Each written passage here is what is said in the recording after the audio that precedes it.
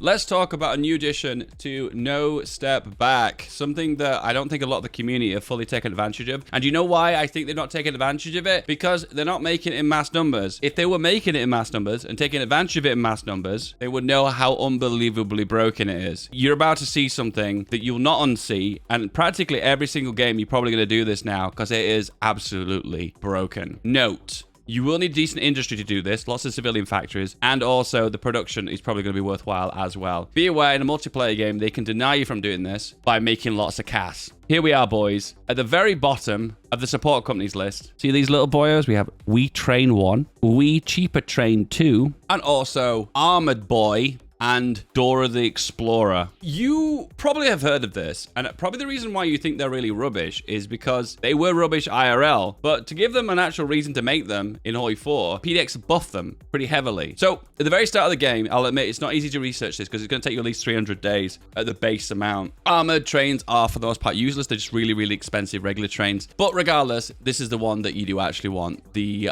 Dora the Explorer gun, and you will build them within the production tab of artillery and infantry. Here it is, 800 production costs. It kind of works a little bit like ships building, basically, because you can only sign a maximum of 5 factories into one of them. Be aware the production cost is insane. They will take like 6 months to build. And to top that off as well, that the actual cost of resources is insane too. Chromium cost is not easy to come by. The steel cost and tungsten cost is quite high too, particularly if you assign a load of factories to it as well. I realized I can only assign 5, but there's actually 2 rows. Is that bugged? I think I bugged it. I think I broke it. Here it is. The railway artillery, the big boy. Got a range bombardment. So how does this work? It kind of is a combination of shore bombardment, but better, as well as air superiority. Kind of hard to explain, but I'll show you as we play. So first of all, we get a flat bonus to forts. It doesn't actually say what the bonus is. Oh, it reduces the fort effectiveness by 33% by 33%. I'll be honest with you, this makes forts almost useless. You've got to get to at least level 5. From level 5 to level 10 forts to actually make forts useless if they're facing a railway artillery. And you move them around just the way you move divisions around. See me? It moves around. Oh, wait, train. Choo-choo. Coming through. And if you look really closely, can you see this circle around here? This is the bombard ability. I'm going to call it shore bombardment because it technically works like shore bombardment. So if you're not aware, shore bombardment is where you move a navy near a coastline. And if there's any combat happening in any of these coastline tiles, you will get the shore bombardment penalty. It works like air superiority. It reduces enemies' breakthrough and enemies' defense. So therefore, you're more likely to pick them off and defeat them in battle. Don't get me wrong, it's really good, but sadly, it's so limited because you can only use it against the coastline. Hence reason making some nations that have lots of shore bombardment capabilities really OP. And there are lots of stats you stack with shore bombardment. Anyway, for the most part, I use shore bombardment as a reference because it works similar to the mechanic. One element where it doesn't work the same way is that it has an area of radius. So you're probably thinking, if there's one combat happening here, which I can kind of illustrate, I suppose, if I move divisions over. Let's attack Austria. Germany attacking Austria? What timeline is this? So you probably think that the way this will work is whenever there's a single division or a combat happening, the bombardment penalty will affect that division. So let's just say we attack here. Can you see these 3 lines here? 1, 2, 3. These are shells to show the bombardment happening. And if we click on the division and hover over here, it says railway bombardment is happening, minus 10% defense or breakthrough. And you can see this icon to confirm that railway bombardment is happening. This is actually really big. 10%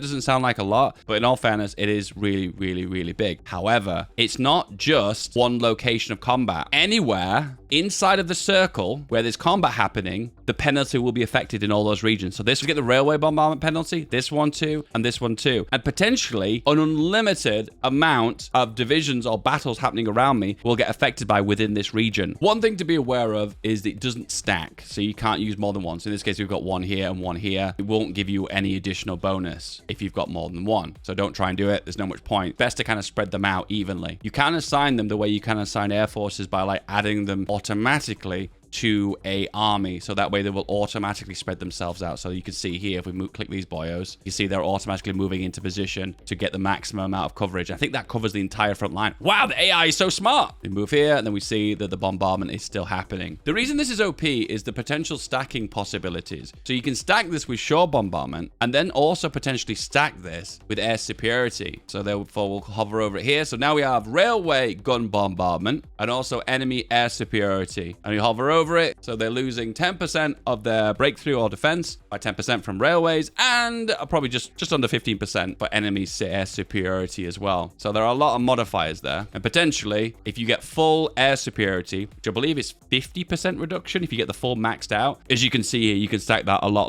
higher. It goes a lot higher. But we're not done yet. Oh, we're not done yet. We're not done yet. There is also an officer corps spirit called Elevated Engineer Corps that if you go for this, it will increase the railway bombardment potential by an extra 5%. Wow. So that means if we do this now, we can see we're now doing 10.5%. That's not what I thought that would do. I thought it was going to add a solid 5% on. Wow, that is actually a little bit underwhelming now I think about it. It is. Oh my God, 10.5%. So basically what it's doing is it's not adding a flat 5% on. It's actually adding 5% of 10%. That actually makes it really rubbish. So it kind of looks like that officer corps is actually useless. It just doesn't give a big enough bonus to make it worthwhile. So let's take it to the next eventual conclusion. Let's get on the border here. Let's merge up the entirety of the Navy. Let's move the Navy here. Let's move this general here. Let's give it a trait, which the trait we're going to give it is Ironside as well as Ground Pounder. Then we're going to get a general here and give him Invader and also Naval Liaison to get more shore bombardment. The potential with this just goes through the absolute roof. Then we've got the railway guns that are nice evenly spread out. So remember, this is not only removing their defense by 10% as well, it's also removing their breakthrough. So this will help you defend as well. So as a tactic as France, you could build loads of railway guns and it would reduce their breakthrough by 10%, which is going to be a big deal at the end of the day because it's going to reduce their potential breakthrough potentials with their tanks. All right then, so we move the tank here and let's have a look at the penalties here. So railway gun bombardment, shore bombardment, and enemy air superiority. Let's look at the penalties here. Oh my God, so much red. So shore bombardment is the full 25%. I don't think you can get any higher than that, I don't think. And railway bombardment, 10.5%. I think that's the full air superiority penalty as well, 35% as well. So once again, if you are pushing with your tanks here, the amount of breakthrough potential here is going to be absolutely phenomenal. I think in all fairness, the beautiful thing about railway guns is you kind of build them, you assign them to a general, and then you just kind of forget about them. One thing to note that's really important is what is the counter to this? The counter to this is logistical strikes. Can you see this? Logistical strikes. So it will aim for trains and trucks on the other side, therefore bombard them at the same time. So hitting supply depots, and you can see it hitting railways here as well. You will be hitting the railway guns. And the way you repair railway guns is they will appear in your construction queue, and you have to assign them to the top, and you'll need civilian factories to repair them. Hence what I said at the very beginning about needing lots of civilian industry to repair them in the event that they get knocked out. Be aware, in a multiplayer game, you would go mass logistical strikes, and that would knock these railway guns completely out of service for potentially quite a long time too. Are the penalties big enough for the cost? That is a big question. And I think the answer is yes, but it's something you do as a secondary. So you'll make your tank division, you'll focus on research for that, or you'll make your artillery division and you'll focus on that. And then as a secondary, if you have a research slot that's idle and everything else is ahead of time, I think investing in 3 or 4 railway artilleries is worth. Probably the biggest obstacle is not the research, it's the production of the actual guns, because the production cost is quite frankly massive. I guess what you could just do is continuously build these, and as they appear in your capital, just move them and attach them onto your new armies. I find when I'm attacking the Soviet Union, I'll assign the full air force onto my army and also attach the railway artilleries onto it as well. I just automatically keep pushing myself forward and eastward, and then they're automatically micromanaging for me. In all fairness, it feels to me like railway artillery, I kind of like planes,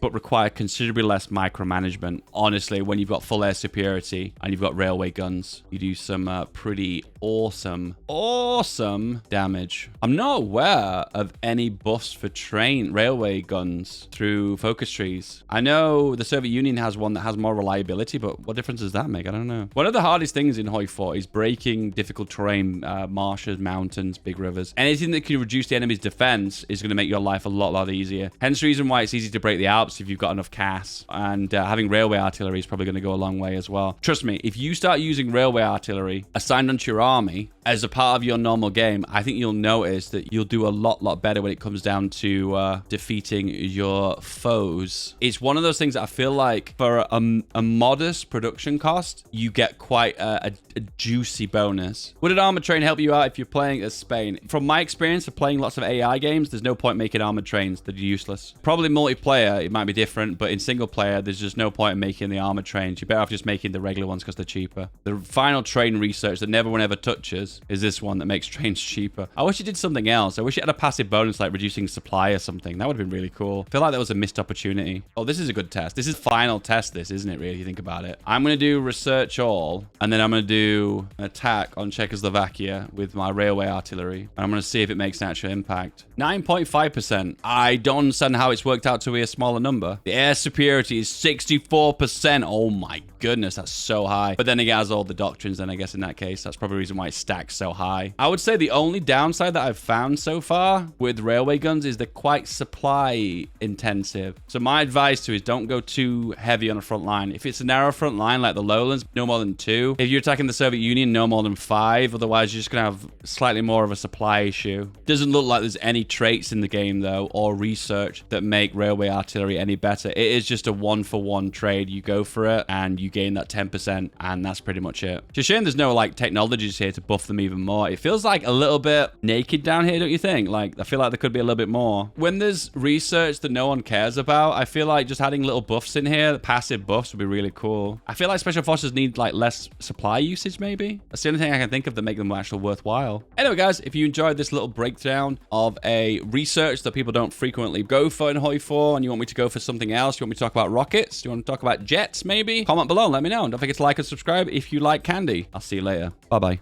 This video technically is part 2.